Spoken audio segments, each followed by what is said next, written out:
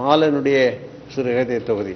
மாலனுக்கு இருக்கக்கூடிய சமூக பார்வை, மாலனுக்கு இருக்கக்கூடிய கரிசனை, அவருடைய என் ஜன்னலுக்கு வெளியே என்று அவர் எழுதுகிற தலையங்கங்களை ஒரு கட்டுரை தொகுதியா இப்ப வந்திருக்கு.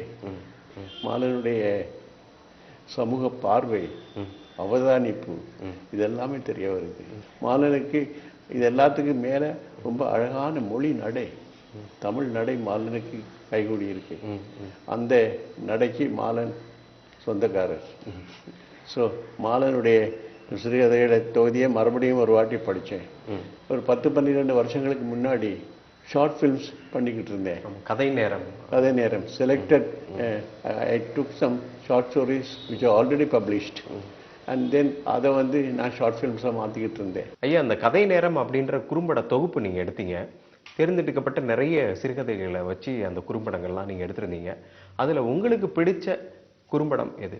என்னுடைய ஒர்க்கிலே எனக்கு ரொம்பவும் பிடிச்ச ஷார்ட் ஃபில்ம்னு ஒன்று சொல்கிறதா இருந்தால் அது வந்து மாலன் எழுதின ஒரு கதையை தழுவி எடுக்கப்பட்ட ஒரு ஷார்ட் ஃபில்ம், தப்பு கணக்கு என்ன ஒரு ஷார்ட் ஃபில்ம்.